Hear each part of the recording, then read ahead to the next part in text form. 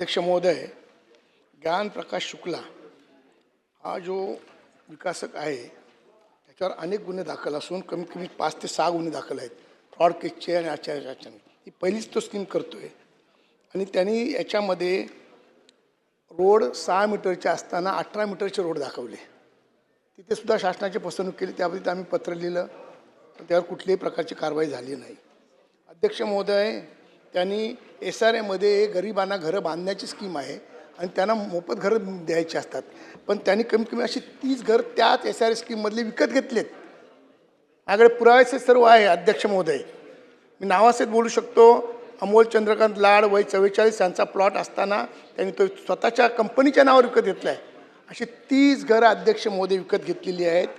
ही घरं गरिबांची घरं, आपण गरिबांना घरं देण्यासाठी SRA स्कीम करतो आणि घरं आज विकत घेऊन इथे स्वतःचा फक्त फायदा करायचं काम करत आहे. तर माझी विनंती अशी, त्याने अनेक फ्रॉड केलं आहे. त्याच्यामध्ये आणखीन एक फ्रॉड केलेला आहे. जमीन खोटी बळकवण्यासाठी कमिशनर साहेबांची खोटी सही मारली. म्हणजे किती मोठा फ्रॉड आहे विचार करा.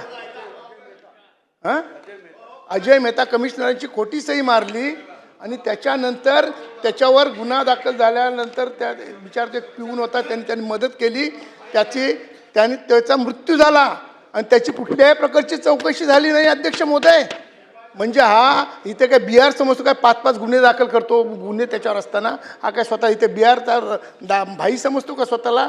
आणि त्या ह्याची चौकशी CBI चौकशी व्हावी अशी माझी मंत्री महोदयांना विनंती आहे. आणि 13-2 करून अशा विकासकाला ती स्कीम बाजूला करून दुसऱ्या कुठल्या तरी विकासाला देण्यात यावी ही माझी विनंती आहे. त्याच्यावर आणखीन त्याच्याने असे फसवणूक त्यांनी जी केलेली आहे अध्यक्ष महोदय, त्यांनी बऱ्याच प्रकारची फसवणूक केलेली आहे.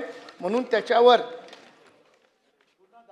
गुन्हे झालेच पाहिजेत. गुन्हे जाऊन शासनाची फसवणूक केली म्हणून 420, 406 कलम अंतर्गत त्याच्यावर गुन्हा, खोटे कागदपत्र सादर केले म्हणून 468, 470, 471 अंतर्गत गुन्हा दाखल व्हावा आणि संगनमत करून गुन्हा केला म्हणून 121B आणि 36 अशा प्रकारचे त्याच्यावर गुन्हे दाखल आपण करणार का आणि याला 13-2 करून याला निष्कासित करणार का, हे माझा मंत्री महोदयांना प्रश्न आहे.